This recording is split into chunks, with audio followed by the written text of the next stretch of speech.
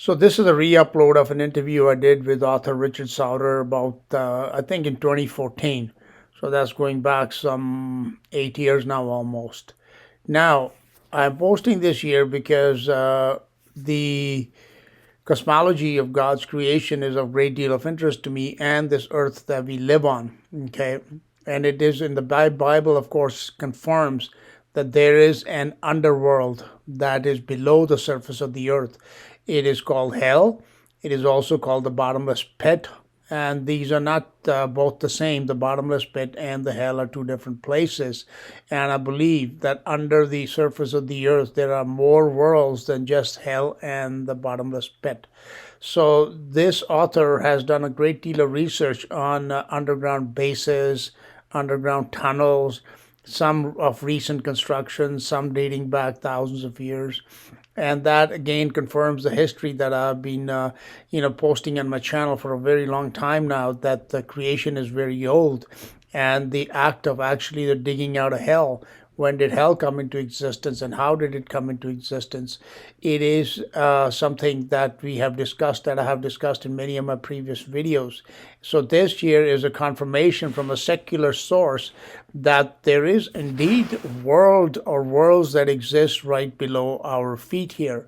And there are many things in this interview that I no longer agree with, such as, when Richard talks about bases on the moon and Mars. I now completely understand that, our cosmology, as we've been taught, and especially promoted by organizations such as NASA, is completely false and deceptive, that we do not live on a ball that's madly spinning through space, that, the Earth is a stationary flat plane, and the lights, which are the moon, the sun, and even the stars like Mars, they are not terrestrial bodies like the Earth. There's only one terrestrial body in God's creation, which is, there may be more than one, like heaven itself could have some kind of terrestrial aspects to it.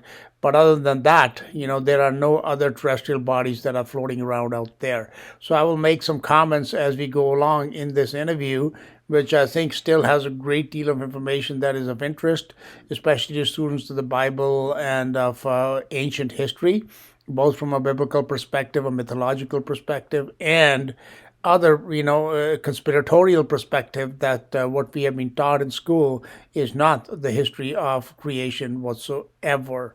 So as I said, I will pause from time to time and make a little comment here and there with information that I no longer agree with, because my understanding since 2014 has grown a great deal. So I no longer believe a lot of the stuff that I was programmed with from my early childhood, such as the heliocentric, madly spinning solar system model of the universe, or at least of the area of creation that we live in. Hello and welcome. This is Paul Sandhu on Wake Up and Live Radio, coming to you with another episode. Today my guest is going to be Richard Sauder down in Ecuador. Richard is a researcher, an author par excellence, and his specialty is, of course, the underground world, or I should say the underworld, not necessarily underground, because it can be undersea. And he has done a great deal of research in this realm, and he has written at least 3 books that I'm aware of. His first one was Underground Bases and Tunnels, What is the Government Trying to Hide? The next one, I believe, was Underwater and Underground Bases. And his final one, which I'm in the process of reading right now and enjoying it tremendously, is Hidden in Plain Sight, Beyond the X-Files. So today I will be speaking to Richard about his extensive knowledge in this realm of a world that exists beneath our feet, in the ground, and also in the waters surrounding our planet. So hello and welcome, Richard. Are you with us? Thank you so much for having me, Paul. It is indeed a delight and a pleasure, because I have heard you speak many times on Coast to Coast and other programs. I would say dozens of times, and now, like I said, I'm reading your book, and I have always thought of contacting you and to do a program or two with you, and hopefully we will do a series of these programs, because your information is quite extensive. So I truly am delighted that we were able to make contact. You are down in Ecuador in South America, and that we are able to connect via Skype and do this program. So, Richard, let's begin by perhaps you can introduce yourself and tell us a little bit about your background and what led you to into this inquiry of underground construction, underground bases, both of a military nature and of private corporate nature, and then we will go into all the, or at least some of the information that you have discovered in your research.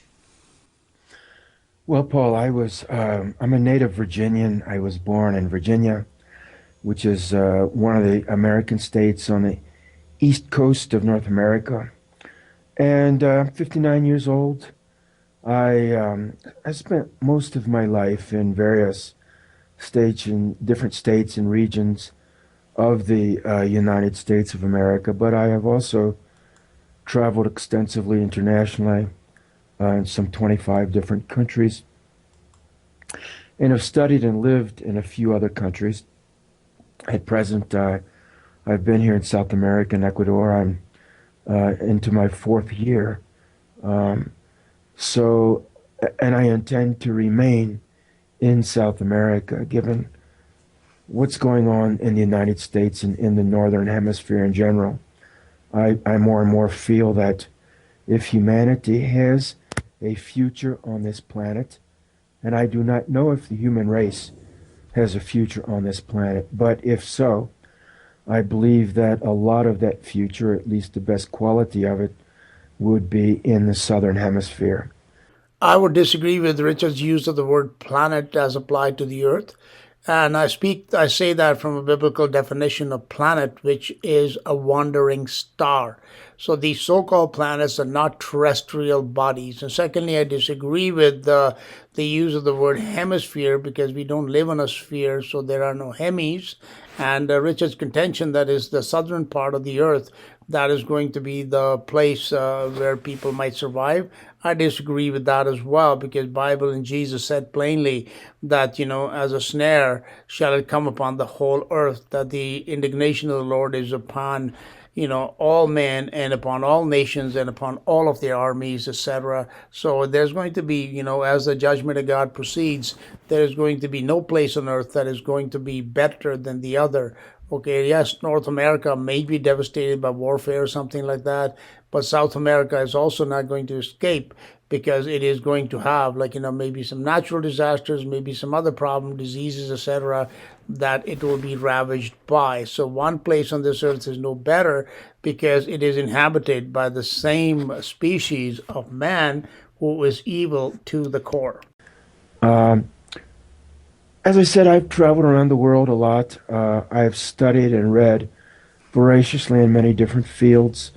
I have 4 different academic degrees in sociology, in Latin American studies, in forestry and ecosystem management, and also in political science. And 3 of those degrees are graduate degrees. During the course of my graduate studies, back in the late 20th century, I first heard about rumors and stories about underground bases in the American Southwest. I was living in the southwestern states at that time. I spent about 8 years in the states of New Mexico and Arizona, living and studying. I got two graduate degrees in those states respectively. And while I was there, I heard these stories about purported secret underground bases and tunnels, and I didn't know what to make of them. I didn't dismiss them out of hand. I just found them interesting. When I had a little bit of a break in my academic schedule, I availed myself of a good academic research library that had a sizable United States government document repository, and I went right to the government documents, industrial and technical literature, and also the general literature, general interest literature, be it periodicals or books. And, a large research library at a major university has a lot of resources. And so I began to find some preliminary information, and I wrote a brief article for UFO magazine, which I believe recently ceased publication after many years. But back in the late 1980s and early 1990s, it was very much a going concern. And I wrote a short article for UFO magazine saying that I had found evidence of a fair number of underground bases, and some of them quite large and technically sophisticated, such as under Cheyenne Mountain at NORAD in Colorado, or Mount Weather, the big FEMA base in the mountains in northern Virginia. Installations such as that I could document from the open literature. And I wrote a short article that appeared in, I think, early November 1992 or 1991, something like that. And the magazine came out. Now it was a small circulation magazine. I think it usually had less than 20,000 copies printed, so it was a niche publication. But the article appeared, and in the article I said, certainly there are some of these underground bases and facilities, and they can be quite large and sophisticated, but that I found no evidence of purported aliens in them, and that was part of the story I'd been hearing. But that nevertheless there were a fair number of these large underground bases, and then the article appeared, and I felt like at that point I had been there and done that. Well, about 6 or 7 weeks later, just in the week between Christmas and New Year's, I was awakened from a sound sleep in the early hours of the morning by a voice that spoke to me very quietly in my ear, as if I had a little tiny earpiece from a transistor radio, like kids used to listen to years ago. You'd have a little transistor radio with a tiny earpiece. Nowadays, people have earbuds. It was very much like an earbud. And I had that, and that was the effect of listening to a quiet voice speak to me very matter-of-factly. So I was very asleep, and all of a sudden I was very awake, laying in bed on my back and wondering why I had awakened. And within 5 seconds or less, I heard a man's voice talking to me in my ear, and it was very quiet and matter-of-fact. The first thing he said to me was, "The underground bases are real." He was just very emphatic about it. And immediately in the first second, I understood I was listening to the voice of a real flesh and blood man. Never for 1 second, then or now, did I ever believe that I was hearing the voice of either a demon or an angel, or that I was losing my mind, or that an extraterrestrial was talking to me, or anything like that. From the very first second, I understood that a real man was talking to me, and that he was using some kind of technological means. And I subsequently researched and found out that there are patents for microwave transmitters that will transmit intelligible language right to the inner ear. And that's exactly the effect that I experienced. Well, can I So he went interrupt you on. for a second? Like this is Yes, very sir. interesting because this is this voice to skull technology, which has been documented, and there are I have heard. I think his name is Roger Tolsas. He's been on Coast to Coast a few times, and he speaks about this a great deal. How the Well, Patrick Flanagan was the one who got the patent for voice to skull to voice technology years ago. Patrick Flanagan is a kind of a scientific whiz kid. Now he's, of course, up in years. He has many patents, but this is not really voice to skull. The technology I'm talking about is remote, and it is actually a microwave technology. It's certain frequencies of microwaves permit to transmit directly to either the audio cortex, the visual cortex, and this is what I experienced. And the guy went on, and there are patents for this, and I discussed them in my second book, which is Kundalini Tales. I actually lay out in the appendix, extensive appendix, the patent for just this technology. But nonetheless, the voice went on to tell me uh, for about 2 or 3 minutes that indeed the underground bases are real. They can be quite vast. I mean, huge, enormous. So since the time that this interview was recorded about 8 years ago, I my mind has become questions things a lot more than I did even back then. Okay, for example, Richard here claims that he heard a voice in his head, but he doesn't question that voice. He just assumes that everything that he's being told is the truth. Now I do agree that there is an underworld or underworlds that exist below the surface of the earth. No doubt about that. There are also bases, etc., that have been constructed. But just to take some information that suddenly pops into your head as the gospel truth, I think it is not wise. You have to really question these things, and even these stories about man's capabilities, okay, that they can dig down like 10 miles, 14 miles below the surface, etc., as we shall see it, even like a mile or 2 miles, and build these vast bases. I cannot doubt that now, okay. Not that these bases cannot exist and they cannot be vast, but I believe a lot of these have been repurposed of something that existed before we have come, before the modern times, long before, maybe thousands of years before. So the real question then becomes, is the history of those times when these things and those ages when the earth itself was dug out and all these worlds were built, which have since been rediscovered mostly by these militaries, particularly the US military, and I believe they have cleaned them out and they have repurposed them and rebuilt them rather than build everything from scratch. Okay, that's my understanding now, and that's what I would say, that we have to question all of the information, no matter what source it comes from, because none of us are going to be able to go down to these bases and confirm it with our own eyes. And the other reason I'm a little bit suspicious of such information and this research of Richard Sauder's is that, like he tells us himself, that, and in some other interviews I've heard him, that he has communication with, let's say, with entities, okay? So these entities we know, or whoever, like this voice that he hears in his head, he assumes that it is a flesh and blood person, which it may well have been. But nobody's giving us information for the benefit of the truth or benefiting mankind.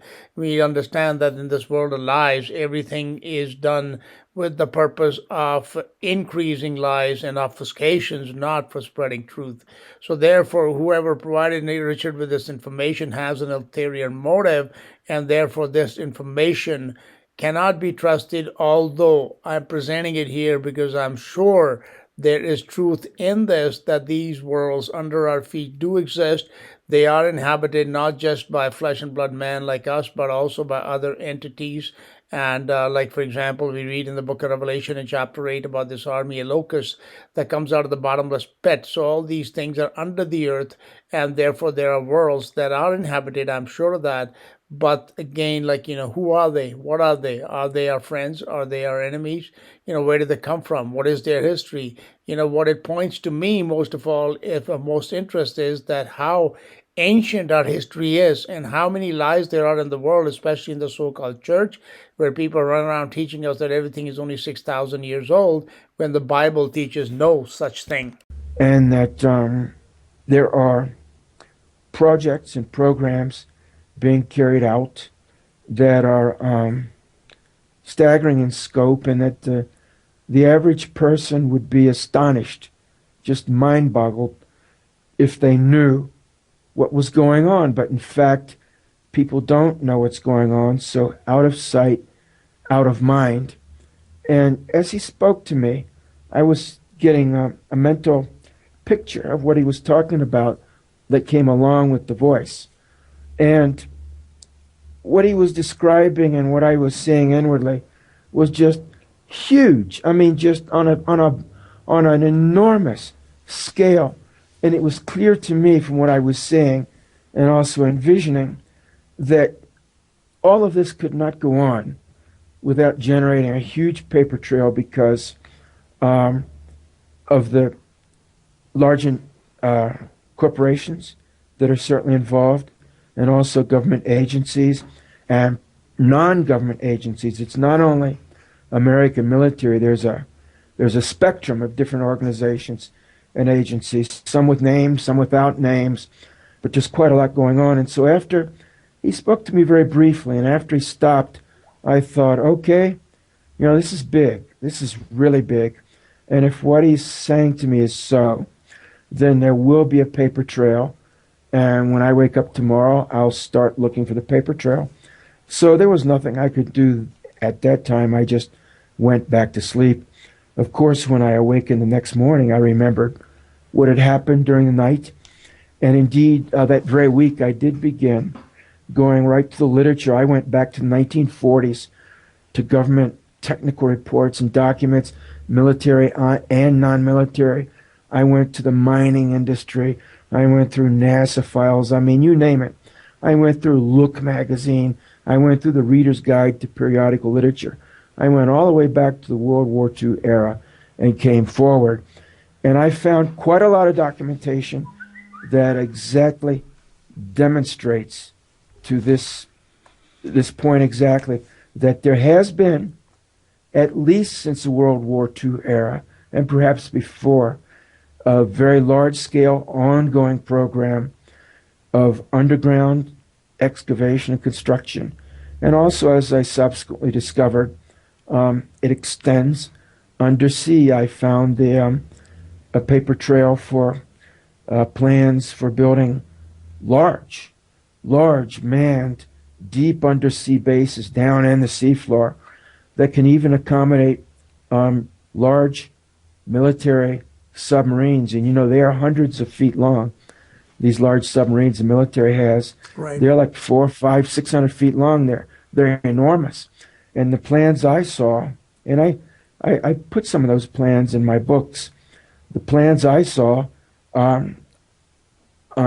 were for multiple large submarines to go through deep underwater airlocks and go into these massive bases down in the seafloor, and the crews can stay there and live, and the submarines can dock there, and they're just the plans I saw were for very large facilities. That sounds like something out of a James Bond movie. Well, Ian Fleming had a background with MI6, with the British intelligence services, and I understand that Ludlam had some involvement with the intelligence services as well. So when you read And Tom those guys' Clancy books, and like a lot of these fiction. yes, right, Right. right.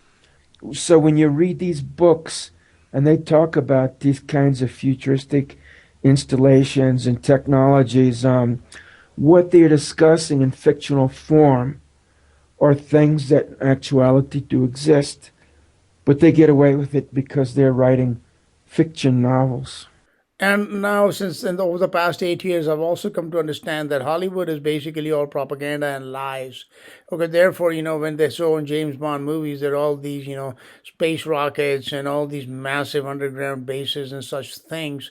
Again, that's what makes me doubt that, whether these things really are as big as they show. Like, for example, the Cheyenne Mountain Complex shown in SG1, the Stargate TV series, etc., whether they really are on the scale that is being depicted in them, or whether it's the lie that they want us to believe that they are that big and man really has that kind of omnipotent, godlike powers to do all these things on a scale that is truly mind-boggling. So again, like, just because it is in the Hollywood movies, it now actually makes me much more suspicious than it did back then, where I kind of believe that, if it's being shown in the movie, it is some kind of truth.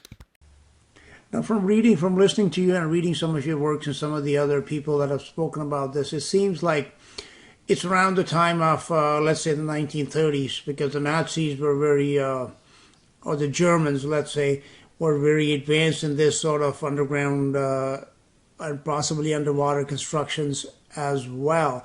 So, although this has been going on, Like, for example, under the Vatican, they have all these catacombs, or like there are whole cities, like in Malta and Turkey and places like that, that were excavated underground centuries ago. So this is not something new. But in the modern era, this seems to have come into its own beginning in around the 1930s or so. Are you in agreement with that? Yes, as far as we know from the open record, and not only Germans, but remember the French constructed their famous Maginot Line in eastern and northeastern France to repel the feared German invasion. Of course, and that was mostly underground, and the French had living quarters and underground trains and you name it. They had thousands of men living underground to repel the German invasion. Of course, the Germans knew the Maginot Line was there and that it was very heavily defended and well armed. So instead of attack the Maginot Line, the Germans just drove around the Maginot Line. They went around the end of it, so they outflanked it, and nonetheless, the Germans did the same thing in the east, and they had the Regensburgslager in the eastern part of their territory in what would now be Poland, where they constructed miles and miles of underground tunnels, installations with electric trains, and so the Germans just took a page from the French. But it wasn't just the French and the Germans, of course. Gibraltar, I've been told, is just honeycombed. I mean, I've read is just honeycombed with tunnels. Gibraltar, the various occupying forces have been tunneling and excavating in the island, the fortress rock of Gibraltar, since Roman times or before, and it's continued right up into the present day. So there are many examples, not only from the 21st and 20th century, but from previous centuries. And of course, the Egyptians were great excavators. One of the great hidden secrets, but not as hidden as it used to be, is that the duat of so-called ancient Egyptian mythology really exists. There are miles of excavated tunnels and caverns below the Giza Plateau and beneath the step pyramid at Saqqara, for example. There are miles and miles of deep underground tunnels and huge chambers. It's not known exactly when and why. So the existence of such vast underground structures, it is not speculation. It has been explored and studied and documented. So we can be sure of that. And but where I would kind of again now differ is that were these really the Egyptians that did this, or were they actually finding and repurposing something that had been existent even before? That worlds existed that were basically reset, and then the Egyptians came around, they found it, and they started again cleaning it up, and renovations, you could say, and claiming them to be their own. And there is much evidence that would support that even like the Egyptians going back 3,000 to 4,000 years, they are not the builders of these great, the pyramids, etc., that they were already existing and they found them. And that, of course, goes back to my Lucifer series, that the world that existed on the earth before Adam and Eve was the world of Lucifer, at least one of them. And over there, much construction that is of a megalithic nature, both on the surface of the earth and inside, and even in the seas, because the Bible does talk about things that are in the earth, that are in the seas, and there are, of course, in heavenly places as well. So the Bible does tell us that there has been life, you could say, or creatures that have existed and continue to exist just about in all areas of creation, both under us as well as above us. So again, these ancient structures, they do exist, but I would not necessarily say that it was the Egyptians or the Sumerians that built them, but they were actually much more ancient than those civilizations. All of those many miles of tunnels were made either by the ancient Egyptians themselves or the previous civilization that antedated ancient Egypt. So this tunneling business and building underground structures has been going on for a long time. And of course, you alluded to the ancient underground cities in Turkey. Some of those have been excavated and explored, but not all of them, and that's in the Cappadocia region. No one knows exactly when they were built, although it was certainly thousands of years ago, at least 3,500 years ago, and maybe much, much earlier than that, but a long time ago. No writing has been found in them, no artwork or statues, nothing like that. They have, when they were discovered, again, in the 1960s or so, there was nothing in them, nothing at all, just stripped bare. So whoever used them stripped them down to the floor and to the walls when they left. And I know a Turkish woman who's been in them, or at least some of them. One of them goes down 900 feet underground, 20 levels, Wow. and could have accommodated 20,000 people underground. So these things we know about because they're on the public record. I have to assume there have been other discoveries that have been kept secret. It's amazing that this much is on the record, but this business of deep underground tunneling, various segments of humanity have been at it in various places around the world for thousands of years. But you're right, in the modern, so-called modern era, it all stepped up another notch technologically, as far as we're concerned, round about the period of World War II, just before, during, and after. When the United States went into formerly Nazi-occupied Europe, they discovered the many underground facilities that had been made by the Germans during the 30s and right up until 1945. During the Nazi period, the vast majority of that was done by the Todt organization. The Todt organization was somewhat analogous to the Army Corps of Engineers or the Navy Seabees in the American military system. The Todt organization was very good and very technically capable civil engineering organization. It was not military, but it was tasked with coordinating very closely with the German military, with the Nazi military, But which it did. that's the normal MO though, right?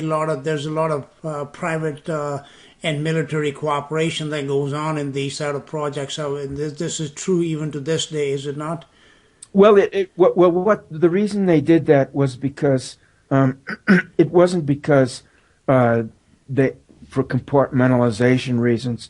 It was just that Fritz Todt was the premier civil engineer in Germany. He was the father of the German Autobahn system, which was the predecessor to the American interstate highway system. In fact, the American interstate highway system started 20 years later under Eisenhower and was copied after the Autobahn. Of course, Eisenhower was the conquering Allied general Right. when the American army. So Eisenhower saw personally the German Autobahn, and when he became president, he implemented the same project in the United States. But it was just done for bureaucratic reasons, and what they did was construct a lot of things, not only highways and gun emplacements and all kinds of airfields and any facility the German military wanted or needed, but also a lot of underground facilities. Fritz Todt died in an airplane crash in 1942 in the middle of World War II. And one of his right-hand men, Xaver Dorsch, who was also a very gifted engineer, took over the Todt organization and reported to Albert Speer. And then in about 1944 or so, Adolf Hitler requested that Xaver Dorsch should report directly to Hitler and not to Speer. And what Hitler wanted was for Dorsch to make more deep underground installations, including heavy industrial installations because the bombing by the British and the Americans was devastating German heavy industry. So he wanted to move it underground, and so they started doing that. Of course, the war ended in the spring of 1945, Northern Hemisphere, and so Dorsch was taken into custody by the American military. And my research indicates he spent something like maybe anywhere from at least 2 years and maybe up to 5 or 6 years in American military custody. In any event, he was in a prolonged American military custody immediately after World War II. They debriefed him extensively. I got at least two of the documents that he produced, and I'm assuming there's much more that he produced that's classified to this day. The documents that I got were not easy to obtain, but they did demonstrate that the American military was aware of who he was. They knew his specialty. They knew what he had done, and they wanted him to do that for the United States military. In fact, in my research, I found two declassified Project Paperclip memoranda, and these were in the NASA, National Aeronautics and Space Administration, files, archives in Washington, D.C., but two declassified Project Paperclip memoranda that specifically requested Sauder Dorsch and a number of other men to come to the United States under Project Paperclip to work on the American military's underground plant program. I'm assuming that either he did come to the United States or that he cooperated with them extensively on that program, because beginning immediately after World War II, the United States military did begin a program of construction of sophisticated underground bases, and my information indicates that program has never stopped. That's been like 70 years now, and it's still going on. Now, one of the things that Sauder Dorsch did was he didn't disappear. In the early 1950s, he founded an important civil engineering company in Germany, which exists to this day, Dorsch Engineering, and it's a major German civil engineering company to this day. So he didn't disappear.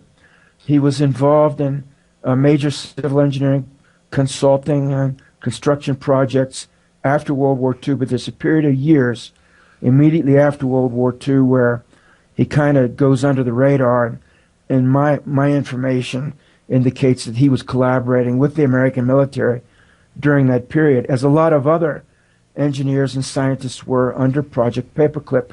But this was the underground construction aspect of Project Paperclip. Now, to bring it closer to the present day, in 1987, Lloyd Dusha, who then was the Deputy Director of Engineering for the United States Army Corps of Engineers, gave a talk at a engineering conference at MIT. And in his talk had to do with underground construction, because that was the general theme of the conference. And in his remarks, he went on to say that beginning in the 1940s, after World War II, the United States military had realized the strategic importance of underground construction. And of course, they realized this because of what the Nazis had done, and because of debriefing Sauder Dorsch. And they knew that they had to come up to speed fast. And they did.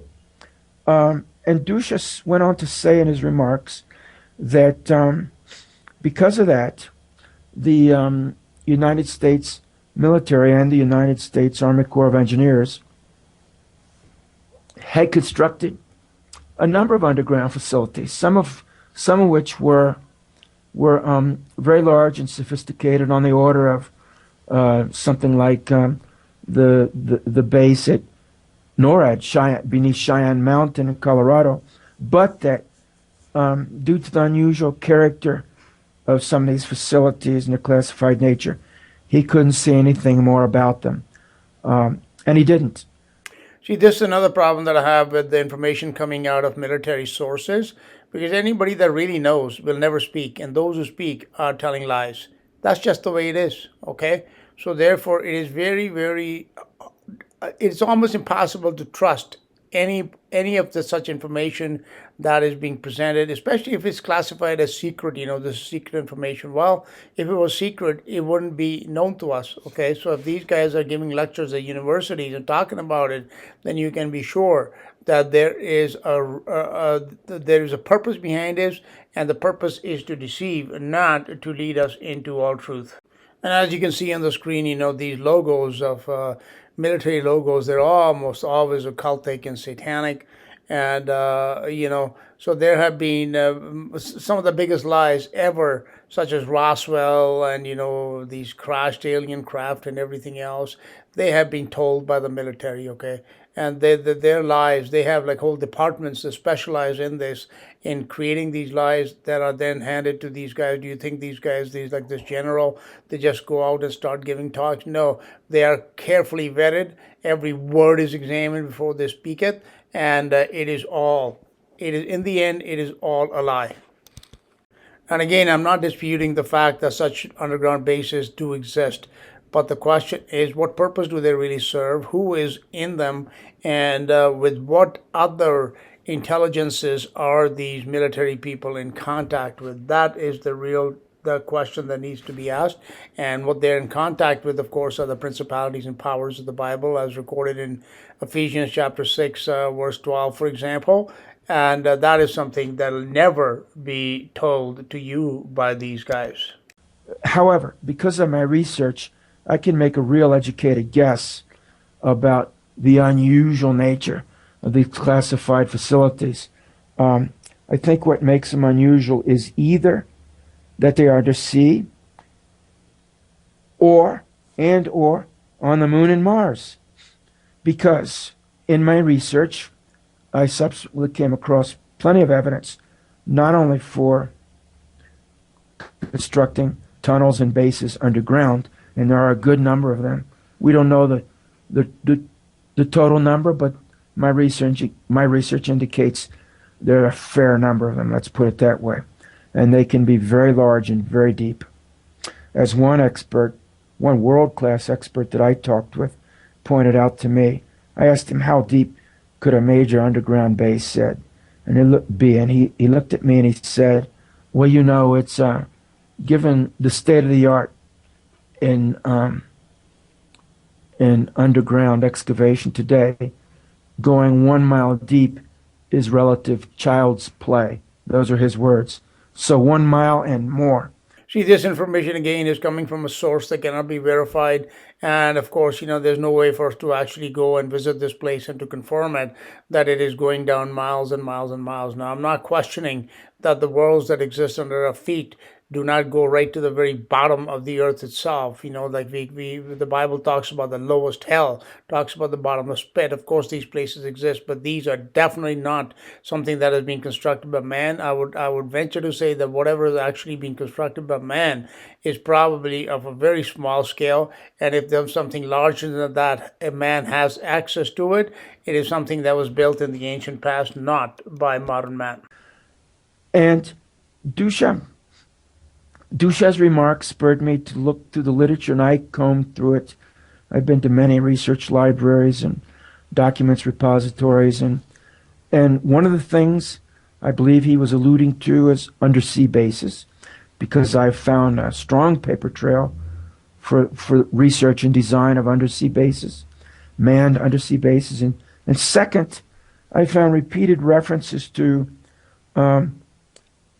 going mining the moon and Mars, going there and establishing mining colonies. I'm guessing that has been done through the Black Projects, through the secret space program.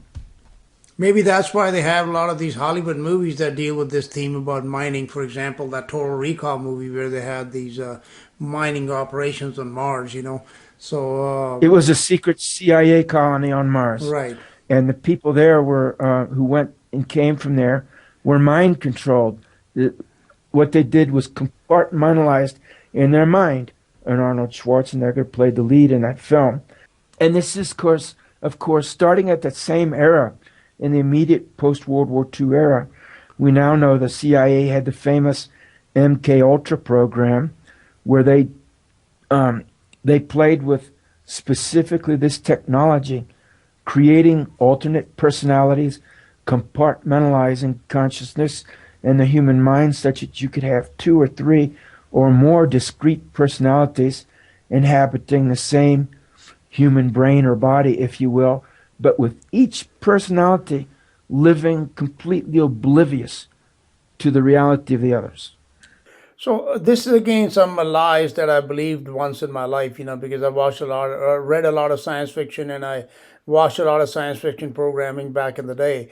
And movies like Total Recall, I thought that there was some reality in that these travel to the Mars and moons might actually be possible.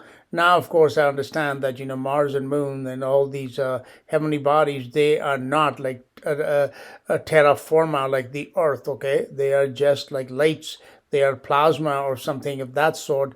They are not somewhere you can go on land and start mining colonies, etc. These are again lies that have been surreptitiously, overtly, and covertly spread mostly by military sources. And then again, it is the military, the Pentagon, that controls Hollywood, that finances and makes all these movies such as Total Recall, which are total propagandization, making people believe in a reality which does not exist whatsoever. Include this whole story about creating split personalities and such things.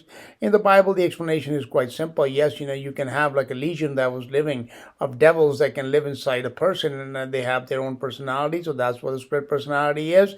It is a possession by multiple number of spirits. That's it. And these guys again take credit for it, that we created this. No, you did not. You guys are all liars in the military and this CIA and everything else, and that's all your job is to lie, lie, lie, to try and hide God's creation and to try to hide his power. And that's the whole purpose of it. And people like Richard Sauder, like I think he himself believes this stuff, that he is deceived, although he could well be a well coached deceiver who you never know. But you know what? I mean, I'm grateful for his research and everything that he's done, because it does give us information that confirms the information that is in the Bible. But the explanation given are not correct. Right. Now it seems to me, Richard, that the Nazis basically, they everybody thinks they lost the war, but it seems like more like they just relocated. They moved their headquarters from Berlin to Washington, because they gave us what the CIA, NASA, all these military projects that are highly classified. They all seem to have come out of German minds, and even this mind control program, psychiatry, you can trace it all back to the Germans and Nazis. So it appears that they have not really gone away, but they are just have changed their uniform, so to speak. Well, there's a trail of evidence that tends very much in that direction. Of course, Project Paperclip had direct implications for NASA, and also development of intercontinental ballistic missiles, nuclear missiles. Right. There were over 100 Nazi scientists, engineers, and technicians that came over to the United States. That we know of. Yes, that we know of. I'm sure there were more, but I have documentation for that, and so do others. That was just to work on American rockets and missiles. Some of them worked on the military side and ballistic missiles and also cruise missiles. And then also on the civilian side, so-called, in NASA, developing the manned space program. And again, at one time, I believed all these stories about paperclip and such, that these German Nazis coming over to the U.S., etc. But now I understand that, at the highest level, especially at the military and political commands in the United States, Britain, and in Germany in particular, but also in the Soviet Union, they were all Nazis, okay? They were all collaborating, they were all working together. And this hoax about the space programs, NASA, etc., it is not just something that was created or invented by the Germans, the story of the V-12 rockets and everything. We have no idea what's the truth about it or not, because everything we've been taught is a lie. But we do know that, NASA and the space program and such things, intercontinental ballistic missiles and all these things, it is all fiction.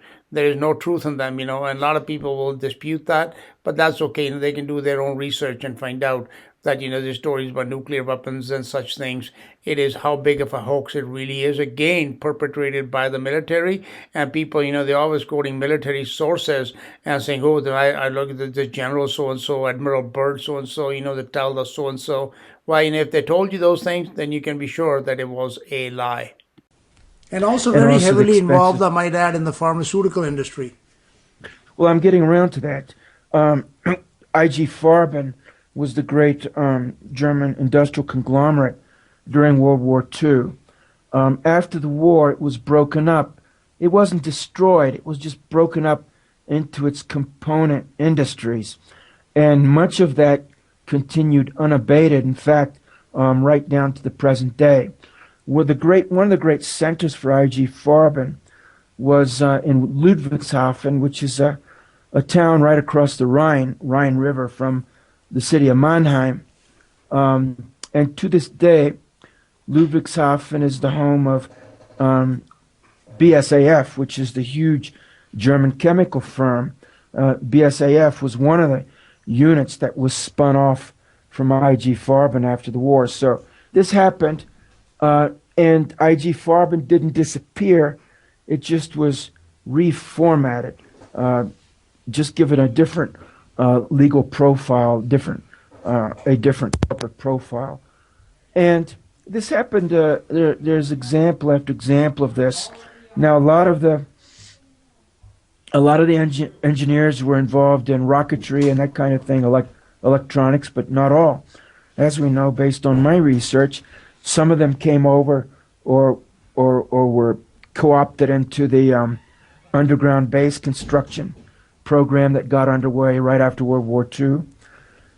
Some of them, as you observe, went into pharmaceuticals. There was a component of Project Paperclip that had to do with psychiatry. And in fact, one of the people I talked to during my research was Colonel Fletcher Prudy. He died a few years back, but I spoke to him back in the 1990s, and he told me, Richard, he was a liaison during the Cold War between the CIA and the American military, and it was so he was in a position to know a lot of highly classified information. One of the things he told me was, Richard, when we brought over these German psychiatrists after World War II under Project Paperclip, and we didn't fully understand that they had a very different concept of psychiatry than we did. Yeah, right, right. So again, this is how these lies are spread. These are trained liars like this Fletcher Prudy, who stole some truths, like that oil is not a fossil fuel, and how that term fossil fuel was invented, and such things. But then again, he mixed in a lot of lies. So when he says something like, when we brought these guys over, we did not know, he's trying to imply that there's actually a difference between the Germans and the Americans. Psychiatry in particular, going back even to the in the Freudian era or in the 20s, whatever, it was not just a German science, if you can call it a science. It was international, that the Americans, the Germans, the English, they all worked together, okay? And the Soviets, they were in it like hand in glove. These Americans knew exactly what the Germans were doing, and actually they were using German facilities to experimentation and vice versa. It was all one. Okay, and these guys are trying to promote this idea that somehow there was a real, differences between the Germans and the Americans and the British or whatever. Yes, At the ground level, for sure, but at the highest level, there was no difference.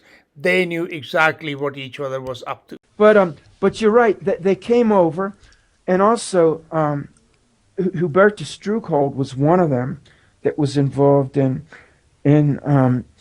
aerospace medicine, and he was brought to San Antonio. He went to Randolph Air Force Base and spent the post-World War II period conducting research for the United States military at Randolph Air Force Base in South Texas. It's just one example. This happened at military bases and government research facilities and major Fortune 500 companies all over the United States. There were lots of these guys, and they had a huge effect on the system in terms of the CIA. The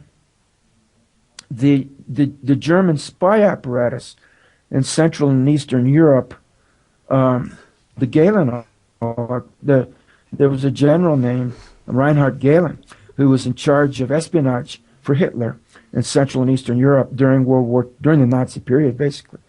And he cut a deal when the Third Reich fell apart in the spring of 1945. Gehlen cut a deal with Allen Dulles to bring over his spy network, his German spy network, whole cloth, and merge it with the American, essentially American OSS at that time, I guess.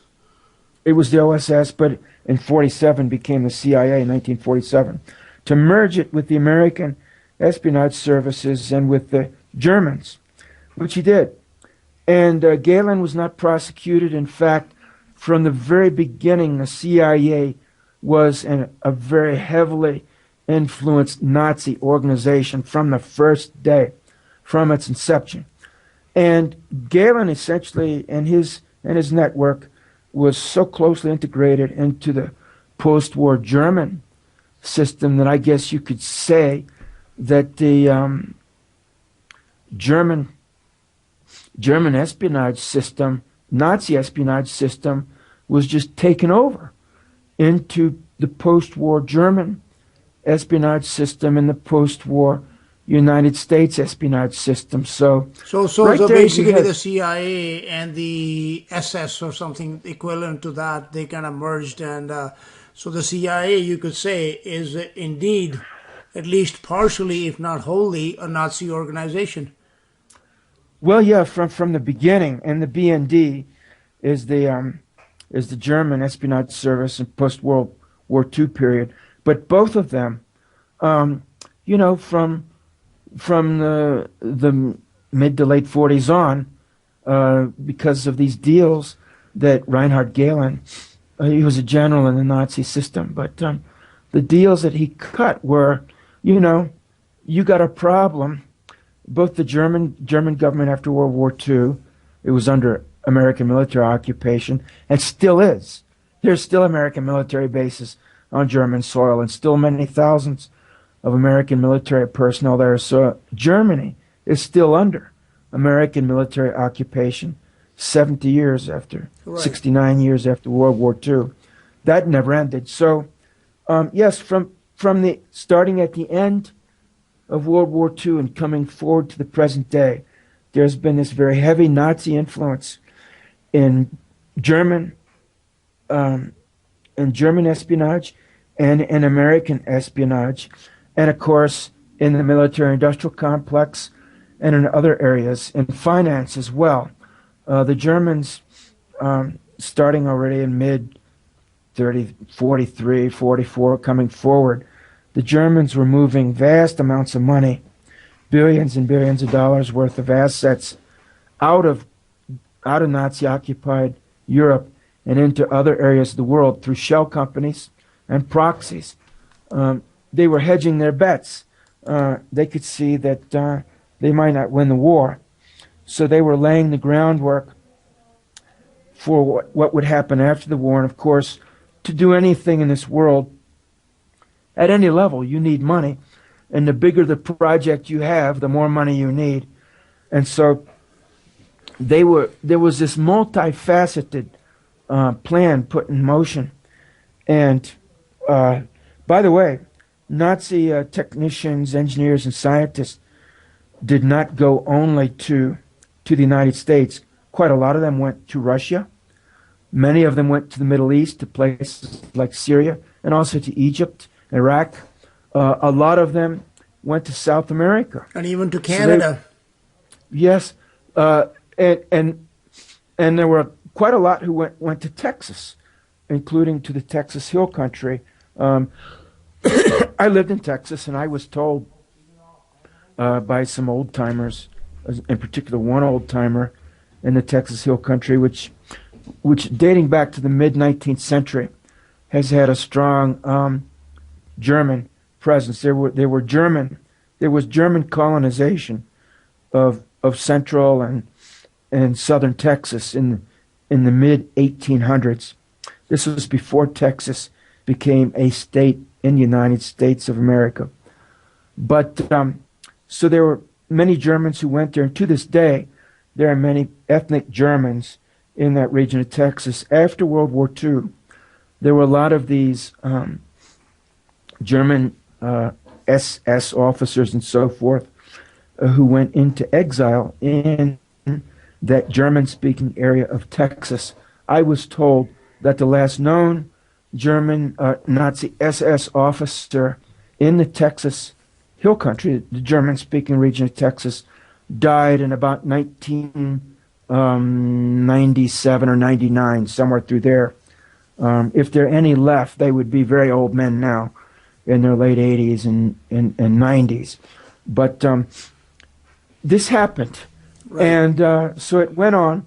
The history that we've learned at school, in many ways, is false. It's propaganda. And so, bringing it down to the present day, this huge program of construction of deep underground bases and undersea bases has been ongoing for the last several decades. Military agencies are involved, non-military agencies are involved. My understanding is that there are, it was put to me like this by one of my sources, that one of the agencies involved, and perhaps the principal agency, is simply referred to as the organization. It appears to have no national allegiance. It is a force in and of itself. If it needs to use the United States Army Corps of Engineers, it will. If it needs to use a Robbins tunnel boring machine, it will. If it needs to coordinate with the narcotics cartels in Mexico, it will, etc. Is it what you might call a human organization, or it might be something? Some of both. Some of both. I gather from the conversations I had with this one source that yes, there are humans involved, and the humans would be United States military, United States non-military, religious organizations such as the Catholic Church, major banks, major corporations, and other organizations that are that really have no name. They have a lot of power. They have money and technology, but you wouldn't probably read their name in the daily newspaper or see it on the network television news. The world is much different than we've been told. But some of the big companies involved in the United States would be Parsons, Brinkerhoff, Quaid and Douglas, Kiewit, Robbins Tunnel Boring Machine Company, Jacobs Associates, which is a big civil engineering company out of California, Black and Veatch, or it's either pronounced Black and Veatch or Black and Vatch, the U.S. Army Corps of Engineers, the U.S. Navy underwater construction teams, and so forth. And then other countries. I was told that Aerospatiale, which was the huge French conglomerate, was involved in this secret underground base construction. Of course, Aerospatiale, I think, ceased to exist as a corporate entity about 10 years ago. It was bought out by someone else, or its units were spun off to other big companies. And, this is quite common nowadays in the corporate world. these mergers and acquisitions, and it's a corporate shell game. It makes it harder to discover who's doing what and where the money is moving and who's behind projects. It's all a huge international corporate shell game. Siemens, I mean, companies like Siemens in Germany are involved. All of the big technology companies are certainly involved and have been for decades, and it's just been going on for a long time, Paul. I agree with you that this kind of activity has been going on for probably much longer than even you and I, who have great deal of interest in this subject and also have done some studying on it. And I have not done nearly as much as you have, but still, it's probably dates back further and it goes deeper, no pun intended, than either one of us can fathom at this time. So I would like to end this here as part one of this interview. The second hour I will post as part two. And this concluding remarks by Richard about all these organizations that are involved in the thing called the organization. So from a biblical perspective, the organization, of course, are the heavenly or the wicked spirits, as the Bible calls them, the principalities and powers that reside in the atmosphere above us and all around us. These are the real powers that control the man, the flesh and blood people that run corporations whose faces you might see on the TV, like Elon Musk or, Jeff Bezos or the president or the Pope. These people themselves are of little or no consequence whatsoever when we understand that there really is a world government which is not run by people but rather by entities. In the Bible they're called devils, and these are the intelligences and the powers that have a very nefarious agenda. And that agenda, despite what people might teach, the aliens are going to come and they're going to start sucking everyone's blood and all that kind of stuff. That's been going on for a very long time. Wars and bloodshed is quite common on this earth.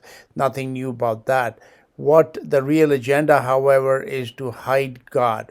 Okay, and God has decreed that this world be like this, that this darkness surround us, so that when we see His light, that light really shines on our hearts and on our minds, and that's how the true knowledge of the truth of God and His love for us, of Jesus Christ, comes into our hearts and minds. Okay, that is the ultimate agenda, is nothing more than to hide God and His creation and the Creator from us. That's it. This is something, of course, people like Richard who do not understand, who know that these things are going on. They don't understand that, there's not just people that are involved in it. They know that. And because that evidence is actually readily available if a person has, the guts to handle the truth, as Jack Nicholson said in one of those movies, then they can understand that no, this is not just, this world is not, it is impossible that it is just people that are running everything, that there have to be other powers and intelligences that are at work, and those are the principalities and powers of the heavens which and the earth, which have existed for a very long time, much longer than modern man, which dates back only about 6,000 years or so. And these are these powers. Some of them were very much flesh and blood at one time, although now they may be disembodied spirits. And they are the ones that were instrumental in the ages past to have dug up the earth, to have created these worlds, both in the waters and in the seas, and all these, like, the U.S. Army Corps of Engineers or whatever, and all these other big corporations that are busy, working underground and underwater, etc. I am firmly convinced that a lot of the work that they do is not new construction, but rather reconstruction of something that was built a very long time ago, as we understand in the Bible that, these things are not then this is not something new, but the existence of evil and what the things that have gone on this world and the worlds that have been built on it and destroyed, it dates back quite a very, very long time, and that information is available on literally dozens of history videos that are on my channel for anybody that is interested in the subject. And because this relates to the history of creation, the history of evil, the history of what our God's creation, the earth, and this cosmology around us is like. That is why I was interested in this topic, and that's why I'm reposting this interview from back in 2014. Thank you for listening. This is Paul Sandhu.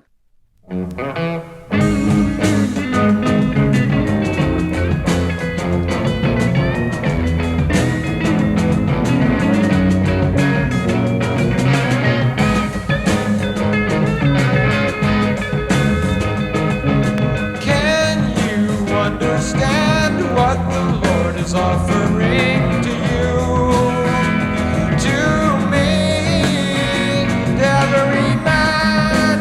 Can you understand? He wants to give you love so strong. He wants you where you really belong, where you'd want to be. If you could see spiritually, you would see the hidden fight that goes on all the day and the night in you, in me, in every man. If you could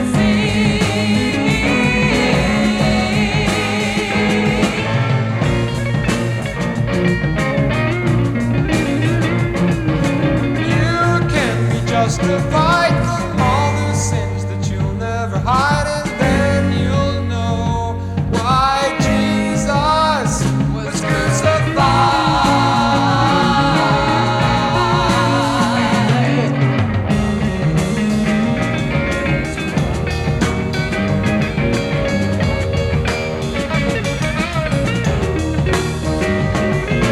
Jesus died on the cross to save all of those who were lost. Jesus rose from the dead. He's alive inside of me.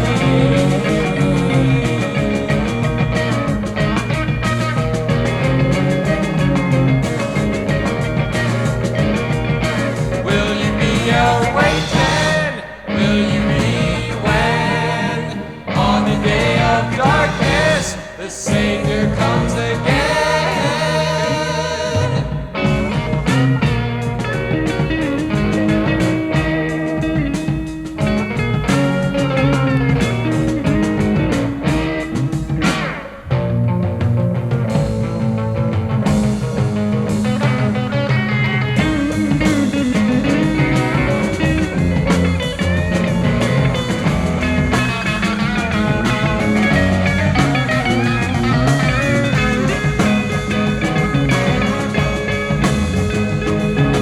You must be born again and ask the Lord to live within you, within you, within you.